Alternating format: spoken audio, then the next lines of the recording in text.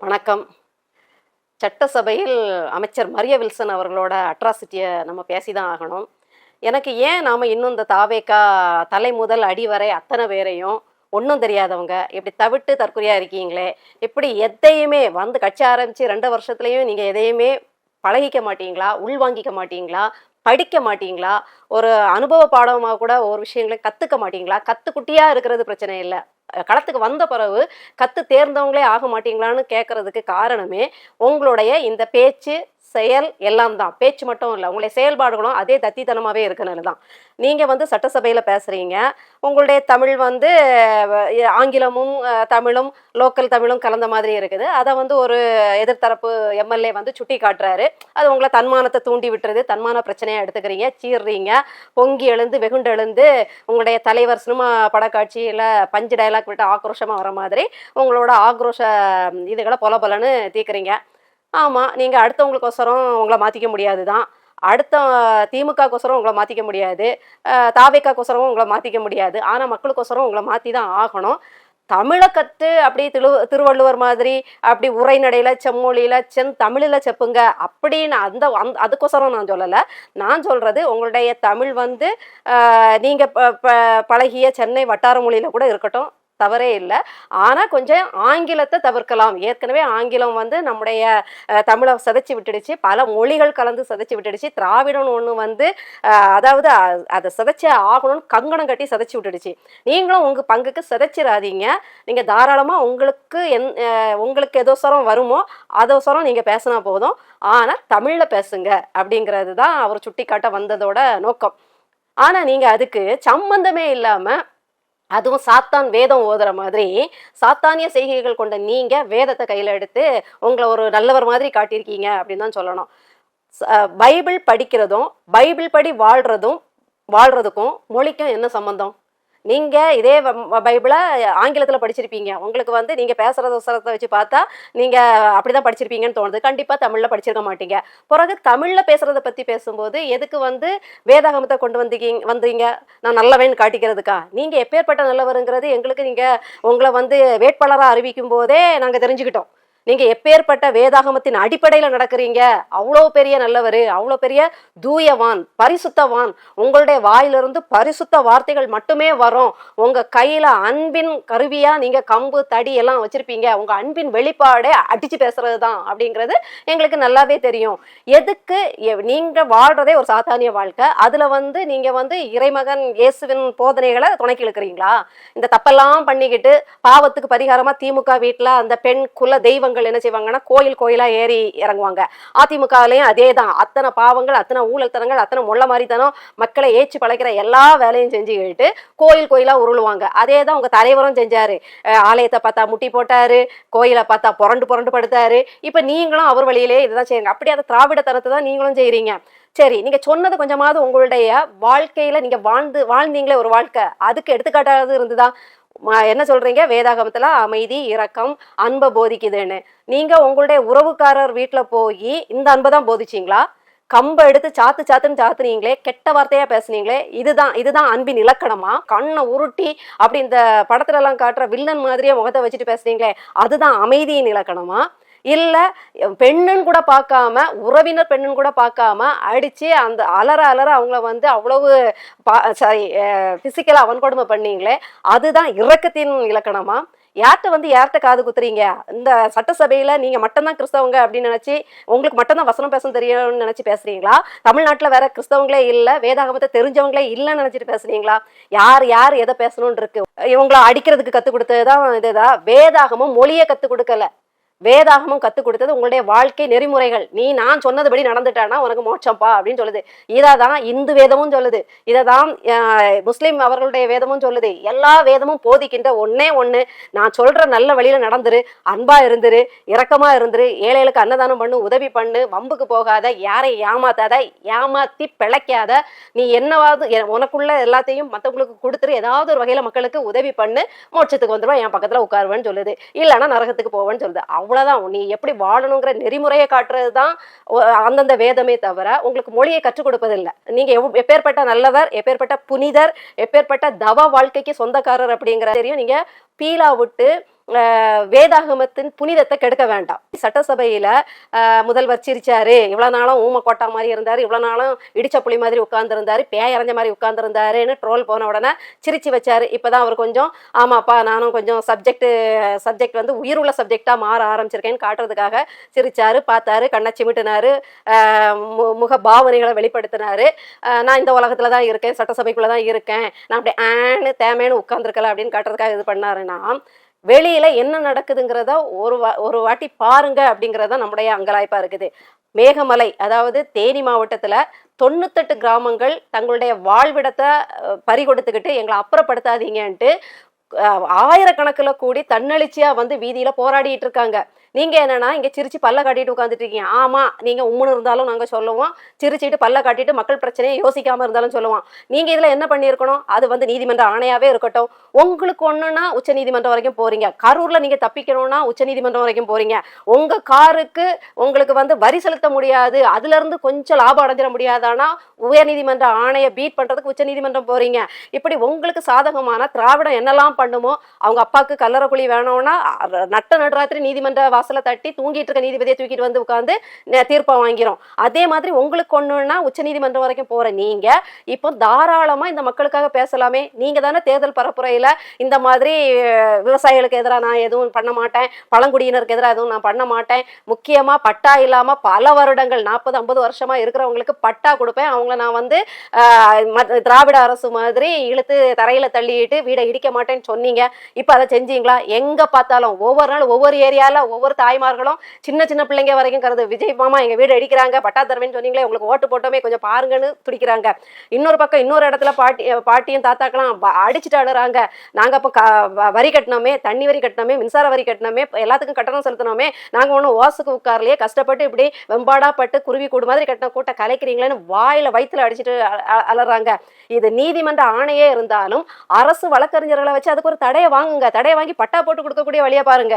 இல்ல இதுக்கு வந்து பட்டா இல்லாத நிலம்னு தெரிஞ்சுக்கிட்டு இதை பதிவு பண்ண அதிகாரிகள்கிட்ட நஷ்ட ஈடு வாங்குங்க, அவங்க மேல ஆக்ஷன் எடுங்க.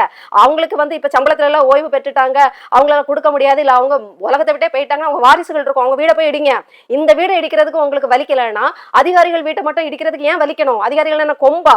இதே மக்கள் தானே. அவங்க ஒன்றும் வானத்துல இருந்து குதிச்ச புது பிறவிகளோ அதிசய பிறவிகளோ கிடையாது. இல்ல மின்சார கட்டணம் வசூலிச்சவங்க, மின் இணைப்பு கொடுத்த அதிகாரிகளை எடுங்க, ரெக்கார்ட்ல இருக்குமே, அது 40 வருஷத்துக்கு முன்னாடினாலும் இருக்குமே, இப்ப வரைக்கும் கொடுத்துட்டு இருக்கவங்கள வரைக்கும் பிடிங்க. அவங்க மேல எந்த நடவடிக்கையும் எடுக்க மாட்டேங்கிறீங்க.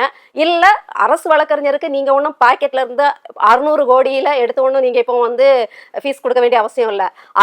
அரசு நிதியில இருந்து தான் கொடுக்க போறீங்க அவங்களுக்கு சம்பளம். உச்ச நீதிமன்றம் வரைக்கும் போய் அது ஒரு தடை உத்தரவு வாங்குங்க. அந்த 98 கிராமத்தை நான் அப்புறப்படுத்த மாட்டேன், நான் மக்கள் பக்கம் நிக்கிறேன்னு சொல்லுங்க. சட்டசபையிலே உட்காந்து தூங்கிடாதீங்க, சட்டசபையிலே சிரிப்பா சிரிச்சு அப்படியே பொழுத போக்கிறாதீங்க. கொஞ்சம் வெளியில என்ன நடக்குதுன்னு பாருங்க. நேத்தோ திடீர்னு உங்களை காணோம், திடீர்னு அண்ணனை காணோம் அப்படின்னு சொன்ன உடனே இல்லை என்கிட்ட சொல்லிட்டு தான் போனாரு, கோப்புகளில் கையெழுத்திட போயிட்டாரு, அப்படி மழை போல கோப்பா குவிஞ்சு கிடக்கு. ஒன்றிய அரசு மோடி அவர் கொடுத்ததா இருக்கும். ஒவ்வொரு தமிழ்நாட்டுல சுடுகாடு ஆக்குறதுக்கு ஒவ்வொரு திட்டமா கொடுத்து அனுப்பியிருப்பாரு. அந்த கோப்புகள்ல சைன் போடுற வேலையா இருக்கும். அதான் அடிச்சு பரண்டு செய்வாப்புல. வேற எந்த தமிழகத்துக்கு நல்லது செய்யறோம் எந்த கோப்புகள்லயும் அவருக்கு கையெழுத்து போடவும் தெரியாது, மனசும் கிடையாது. தான் தப்பிக்கணும்னா ஒன்றிய அரசோட கோப்புகள்ல இப்ப கையெழுத்து போடணும், அதை முழு மூச்சா உட்காந்து செய்வாப்புல. இது வனத்துறை அமைச்சரோட உதவியோட வனத்துறை காவலர்களை தடுத்து நிறுத்தி அவங்க நான் ஆணை வாங்கி கொடுக்குறேன், இந்த மக்கள் போக மாட்டாங்க, அப்புறப்படுத்த வேண்டாம், இயற்கைக்கு நாம பாதுகாப்பு கொடுப்போம். இயற்கைக்கும் வனவிலங்குகளுக்கும் பாதுகாப்பு கொடுக்கதான் வனத்துறை அதிகாரிகள், காவலர்கள், வனத்துறை அமைச்சர். மக்களை அப்புறப்படுத்திக்கிட்டு நீங்க எதுக்கு அமைச்சரா இருக்கணும்? அப்போ மக்கள் எல்லாம் அப்புறப்படுத்திட்டீங்கன்னா அதாவது காடு மாதிரி இருந்துட்டு போவோமே, அதுக்கு எதுக்கு வனத்துறை அமைச்சர், வனத்துறை காவலர், வனத்துறை அதிகாரிகள், அதுக்கு ஒரு செக் போஸ்ட், அதுக்கு ஒரு அப்படி ஒரு போங்காட்டம், இப்படி ஒரு ரீலு, அப்படி ஒரு சீனு, எதுக்கு? தேவையே இல்லையே. உட்காந்துருங்க பேசாம உட்காந்து, அதாவது பாட்டுக்கு புலியும் யானையும் மட்டும் வாழ்ந்துட்டு போவோம். மக்கள் இல்லாத காட்டுக்கு நீங்க எதுக்கு? மக்களை பாதுகாக்கவும் விலங்குகளை பாதுகாக்கவும் காடுகளை பாதுகாக்கவும் தான் நீங்க.